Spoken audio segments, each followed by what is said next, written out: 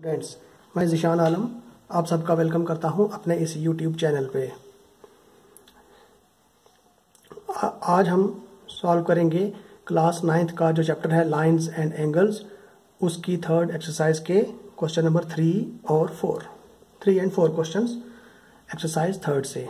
तो इसी के साथ ही आपके लिए एक और इन्फॉर्मेशन भी है। आप ये जो आप देख रहे हो अपने स्क्रीन पे, ये मेरी वेबसाइट है। आप यहाँ से भी स्टडी मटेरियल डाउनलोड कर सकते हो। अगर वीडियो में आपको पेज का जो व्यू है वो सही नज़र नहीं आता है तो आप यहाँ से क्वेश्चन को समझ सकते हो, अंडरस्टैंड कर सकते हो। तो इसका जो क्लियर पेज है वो आप इस मेरी साइट से डाउनलोड कर सकते हो। www.galaxy rajouri rajouri.yn.lt ये आपको ब्राउज़र में लिख के ब्राउज़ करके फिर आपको स्टूडेंट जोन पे क्लिक करके आप स्टडी मटेरियल अपना डाउनलोड कर सकते हो। वहाँ से आप अपने नोट्स बना सकते हो। तो स्टार्ट करते हैं आज का लेसन।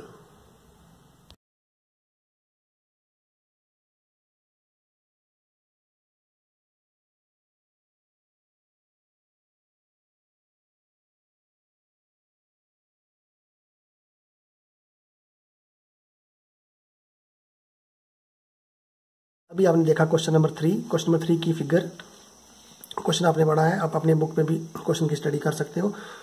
क्वेश्चन नंबर 3 में क्या है, इस तरह से दो लाइंस पैरेलल दी हुई हैं। एक है AB और दूसरी है DE। उसके बाद AE को ज्वाइन करके C उसके ऊपर एक पॉइंट आया हुआ है, तो D और C को ज्वाइन किया हुआ है। तो मैंने ये फिगर पहले से ही बना के रखी है। ये फिगर आप देख रहे हो, AB और DE दो पैरेलल लाइंस हैं। AE को ज्वाइन करके C उसके ऊपर कोई एक पॉइंट आया हुआ है और ये सब कुछ इस तरह से लिया हुआ है कि ताकि एंगल BAC वो 35 डिग्री का हो और एंगल EDC या CDE वो कितने का है, 53 डिग्री का। ये ऐसा गिवन है, ये दिया हुआ है। इसकी रिक्वायरमेंट है, हमें फाइंड आउट करना है एंगल DCE। तो एंगल DCE ये वाला एंगल है जिसका शॉर्ट नेम एंगल 1 रख लिया। ये एंगल हमें मालूम करना है। तो इस क्वेश्चन के लिए बिल्कुल सिंपल सी टेक्निक है। ये दो लाइंस आपस में पैरेलल्स हैं, तो जब दो पैरेलल लाइंस को या लाइन सेगमेंट्स को एक थर्ड लाइन कट करती है उसको बोलते हैं ट्रांसवर्सल। तो ट्रांसवर्सल में जैसे ये दो पैरेलल लाइंस हैं, ये कोई दो पैरेलल लाइंस हैं, एक ट्रांसवर्सल इसको कट कर रहा है। तो यहाँ पे जो एंगल ऐसे Z शेप में बनते हैं, जैसे ये एंगल Z शेप में है और ये सीधा Z और ये दो एंगल, इन एंगल्स को बोलते हैं alternate interior angles. Alternate interior angles are always equal होते हैं। ये जितना ये है उतना ही ये होगा। इसी तरीके से अगर कोई उल्टे शेप में Z बन रहा है तो इधर वाले भी ये एंगल इसके इक्वल होगा। ये भी हैं अल्टरनेट इंटीरियर एंगल्स। तो यही सिचुएशन यहाँ क्रिएट हो रही है। ये दो लाइंस पैरेलल हैं, ये ट्रांसवर्सल है, तो ये उल्टा Z बन रहा है। तो ये एंगल 35 डिग्री इस एंगल E के होगा। तो एंगल E भी मिल गया 35 डिग्री। एंगल E जब मालूम हो चुका तो उसके बाद हमने ट्राइंगल लेनी है, ट्राइंगल DCE। इसमें एंगल सम प्रॉपर्टी अप्लाई करेंगे। जब इसके दो एंगल्स ऑलरेडी मौजूद हैं तो हम उसका थर्ड एंगल फाइंड आउट कर सकते हैं by applying angle sum property. तो यही इसकी डिटर्मिनेशन है। इसकी मदद से इसको डिटरमाइन करेंगे। तो इसमें सबसे पहले गिवन लिखना होता है, वो मैंने लिख के रखा है। गिवन क्या है कि इस फिगर में AB पैरेलल टू DE, ये पैरेलल लाइन का सिंबल है। C एक पॉइंट दिया हुआ है AE के ऊपर, ये AE के ऊपर इस तरह से दिया हुआ है कि एंगल BAC बनता है 35 डिग्री और एंगल CDE बनता है 53 डिग्री। टू फाइंड हमें क्या करना है, क्या डिटरमाइन करना है, एंगल DCE की वैल्यू मालूम करनी है। DCE जिसका शॉर्ट नेम एंगल 1 है। तो करते हैं इसकी डिटर्मिनेशन।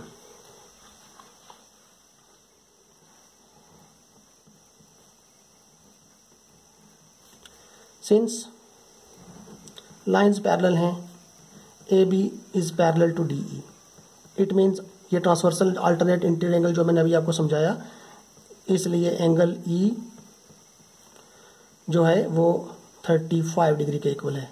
इसका यहाँ रीज़न लिखना है, because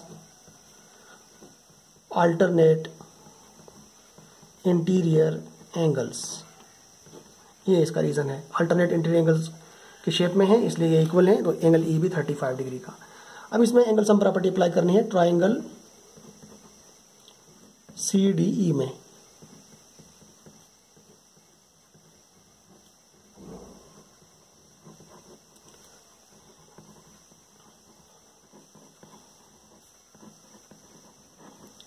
by angle sum property. तीनों एंगल का सम 180 होगा, एक एंगल 1, दूसरा एंगल ई और तीसरा डी, वो वाला 53 का दिया हुआ है, उसकी वैल्यू डाल देते हैं। ये तीन एंगल्स इस ट्राइंगल के 1 ई और 53 डिग्री, इन तीनों का सम 180 डिग्री। एंगल ई यहाँ हम निकाल चुके हैं 35 का, तो ई की जगह भी वैल्यू डाल देनी है। एंगल 1 ई की जगह डालना है 35 degree plus 53 degree equal to 180 degree. इन दोनों का सम हो जाएगा एंगल 1 प्लस ये दोनों प्लस करके हो गए 88 degree which is equal to 180 degree. Angle 1 is equal to 180 degree, ये ट्रांसफर हो गया माइनस 88 हो जाएगा। 88 को निकाल के एंगल 1 निकल गया 92 डिग्री। यही रिक्वायरमेंट थी। एंगल 1 का जो कंप्लीट नेम है, जो पूरा नाम है, वो है एंगल DCE। तो इधर से पढ़ेंगे तो एंगल ECD, पर क्वेश्चन में जो दिया हुआ है वही यूज करना है। तो एंगल C का शॉर्टकट नेम एंगल 1 था। कौन सा C? जो इस ट्राइंगल में के अंदर आ रहा है वो वाला। तो इस तरीके से इसका एंगल बनता है एंगल DCE। तो एंगल 1 अगर 92 डिग्री है, it means therefore angle DCE is equal to 92 degree. बिल्कुल छोटा सा सिंपल सा क्वेश्चन था ये।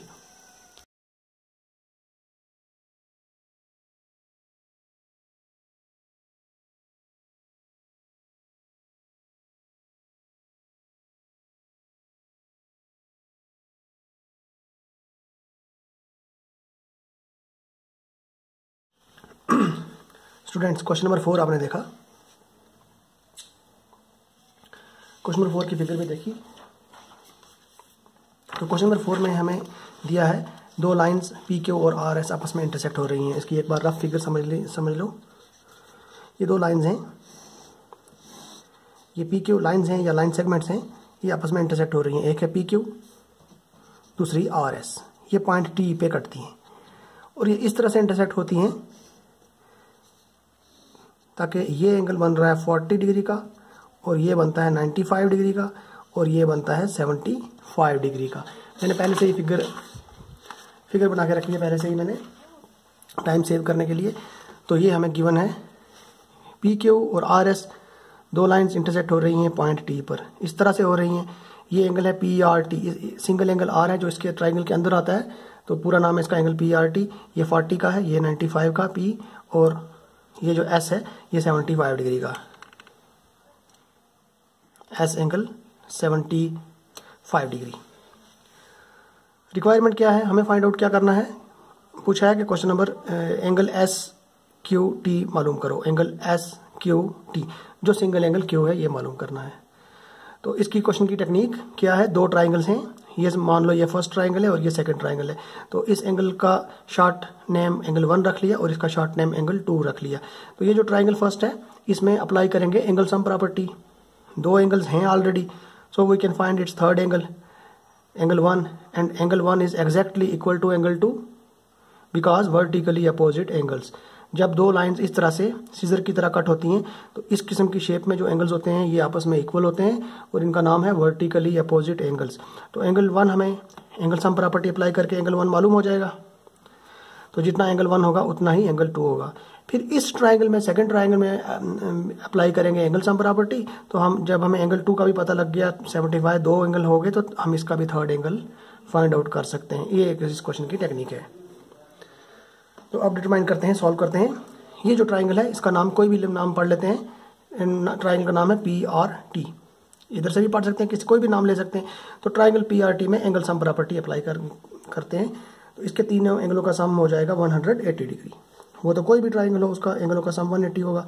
तो एक एंगल 1 आ गया, दूसरा 40 ले लेते हैं, तीसरा 95 मान लेते हैं और इन तीनों का सम 180 डिग्री। एंगल 1 ये दो प्लस करके 135 degree equal to 180 degree.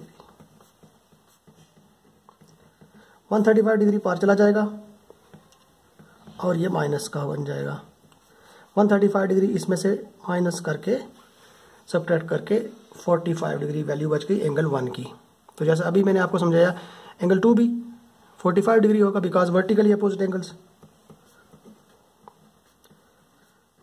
Angle 2 is therefore angle 2 is also equal to 45 degree. इसका रीजन डालना है बिकॉज शॉर्टकट लिखता हूं वर्टिकली अपोजिट एंगल्स, ये इसका रीजन आएगा। वर्टिकली अपोजिट एंगल्स के शेप में है एंगल 1 और 2, इसलिए ये इक्वल है। अब इसमें अप्लाई करेंगे एंगल सम प्रॉपर्टी। इसका भी कोई भी नाम ले लेते हैं, TSQ ले लेते हैं, ट्राइंगल TSQ।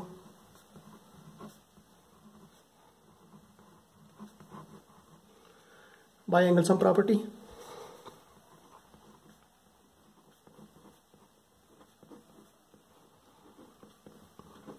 तो इसके 3 एंगल, एक एंगल 2, एक 75 डिग्री वाला और एक एंगल Q, हो गए 3, तीनों का सम 180।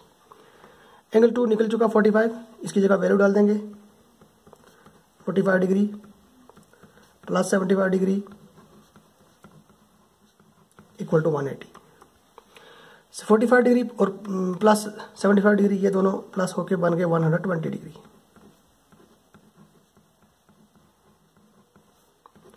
Angle Q